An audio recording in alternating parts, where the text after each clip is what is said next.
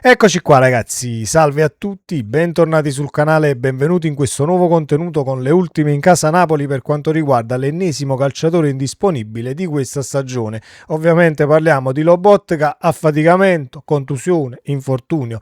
Si sta facendo un attimo di caos, facciamo il punto della situazione e cerchiamo di ricostruire andando anche a vedere cosa succede in casa Toro perché si potrebbe schierare la doppia punta contro il Napoli. Fatemi sapere la vostra qui sotto nei commenti, se vi va iscrivetevi al canale attivando la campanellina e se vi piace questo video un bel like, fa piacere al sottoscritto e diamo come sempre una mano all'algoritmo a mettersi in moto. Colgo l'occasione anche per ringraziare tutti coloro che hanno interagito nel video caricato ieri perché è andato molto bene. Io avevo chiesto i like, qualche like più del solito perché di martedì dal punto di vista delle analitiche sul canale si fa un po' fatica e non abbiamo fatto fatica ieri grazie a voi, alla vostra interazione e ai like sotto al contenuto che abbiamo caricato appunto ieri in giornata. Detto questo, ricostruiamo la situazione Lobotka. Ieri arriva la notizia da Sky, non c'è pace per il Napoli sugli infortuni, nuovo problema fisico, questa volta a fermarsi è Stanislav Lobotka, pedina fondamentale del centrocampo azzurro, che ha accusato un fastidio muscolare,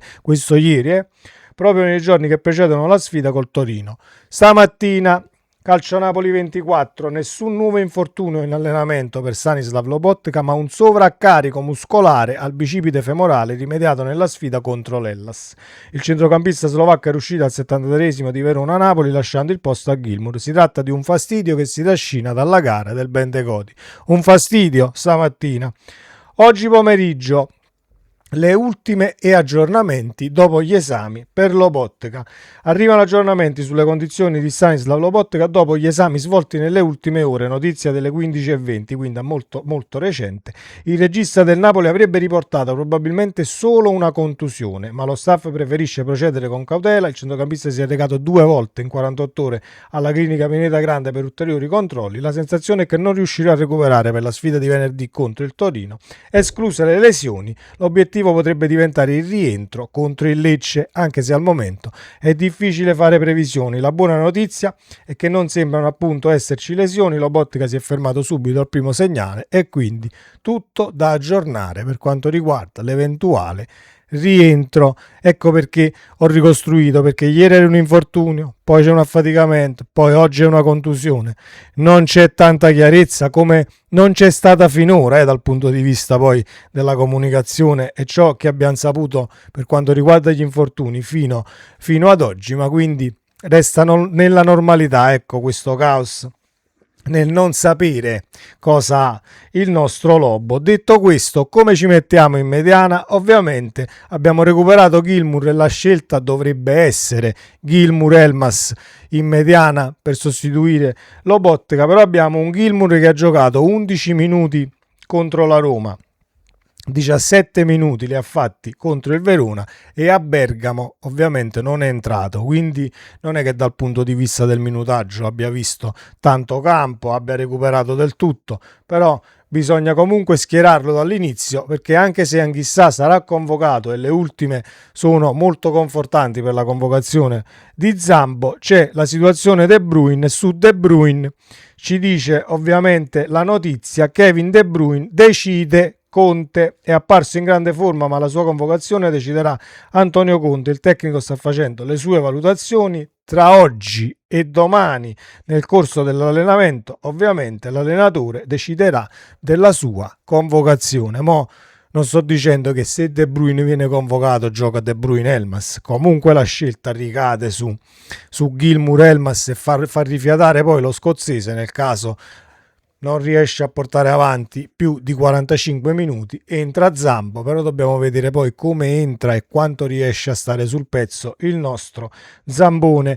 Si potrebbe fare, è un mio pensiero assolutamente, non l'ha detto nessuno e non spargiamo voci che poi possono essere fastidiose, ma è un mio pensiero personale. Potresti solamente per i piedi e forse per una sorta di visione di gioco potresti arretrare Vergara, ma avresti poi una linea mediana con Vergara ed Elmas secondo me con troppa poca copertura da questo punto di vista e quindi sarebbe un azzardo. Però visto che lì davanti poi potresti diciamo, sostituire il Vergara che arretri, Politano, Giovane, Alison Santos, ci sono i calciatori da schierare sulla tre quarti, potresti ovviare così nel caso hai un problema veramente di minutaggio e prestazione nella continuità del match sia di Gilmour e sia di Anghissà, però poi saremo troppo leggerini per quanto mi riguarda dal punto di vista fisico nella partita che ci aspetta contro il Toro. Serve un tantino altro in mediana. Questo Toro che poi ha cambiato allenatore, non affronterà, al di là della partita comunque che ci abbiamo rimessa all'andata, ma il Torino ha cambiato allenatore, da aversi addirittura galvanizzato dalla prestazione contro la Lazio, il Torino ha vinto contro la squadra di Sarri e potrebbe schierare la doppia punta contro il Napoli, ovvero Zapata e Simeone, passato a Napoli per tutti e due.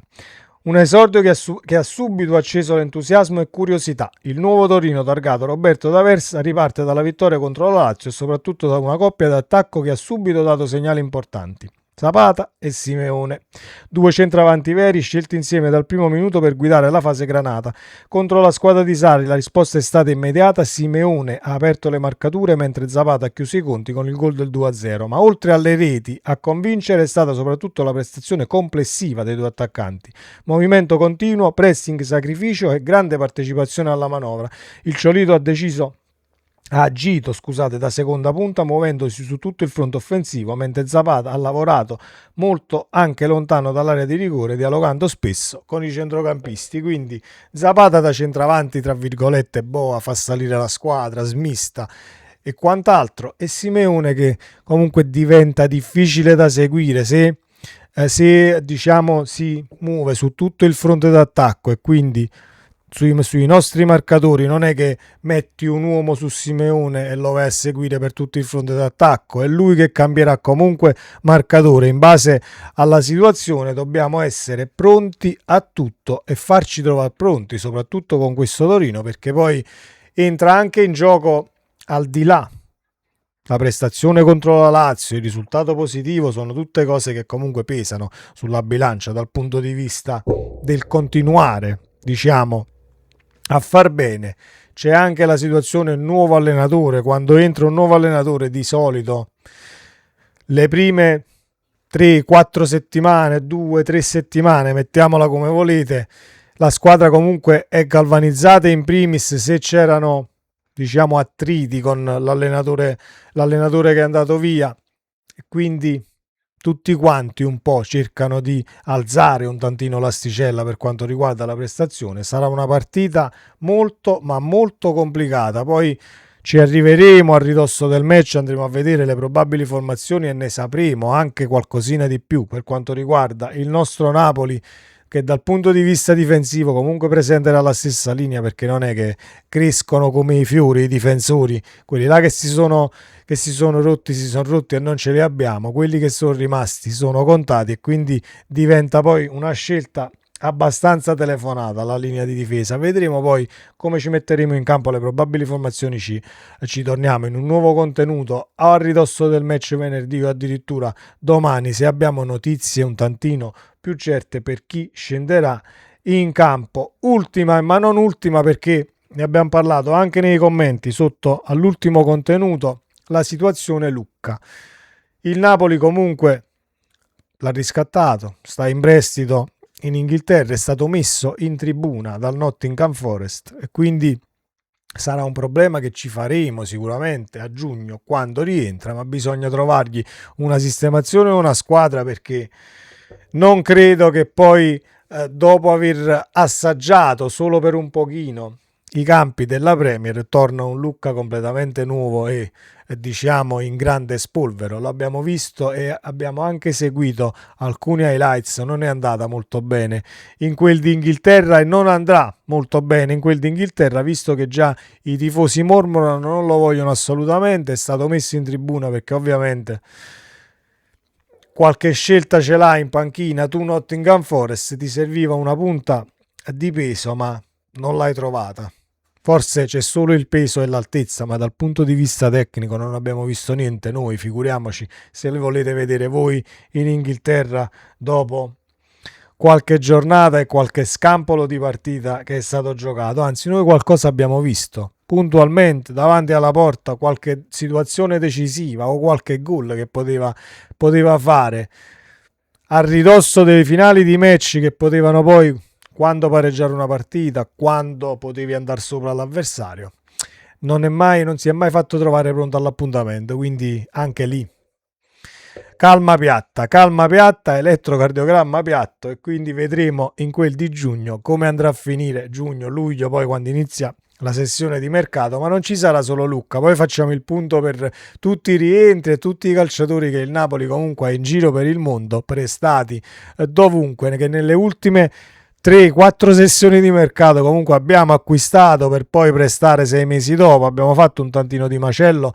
e bisogna approfittare della sessione di mercato estiva, secondo me, ma poi ci arriveremo, per metterti in riga del tutto per quanto riguarda la rosa, le coppie, trovare qualcuno a destra, perché ovviamente Di Lorenzo non ne stiamo parlando più perché è fuori, ma Di Lorenzo ha bisogno di un degno sostituto e il Napoli ha bisogno di qualcuno che si prenda poi l'eredità del capitano su quella fascia destra. Cerchiamo di fare le cose per bene, ma vedremo come andrà a finire tra allenatore, direttore sportivo, tutte le chiacchiere che stanno uscendo, che non mi va ovviamente di commentare. Quando avremo qualcosa di più serio da fonti un tantino più rilevanti, andremo lì e commenteremo la notizia insieme e la condividiamo. Fatemi sapere la vostra qui sotto nei commenti. Se vi va, iscrivetevi al canale come ho detto all'inizio del contenuto, e per chi è arrivato alla fine un grande applauso perché siete degli eroi. Forza Napoli sempre, ciao!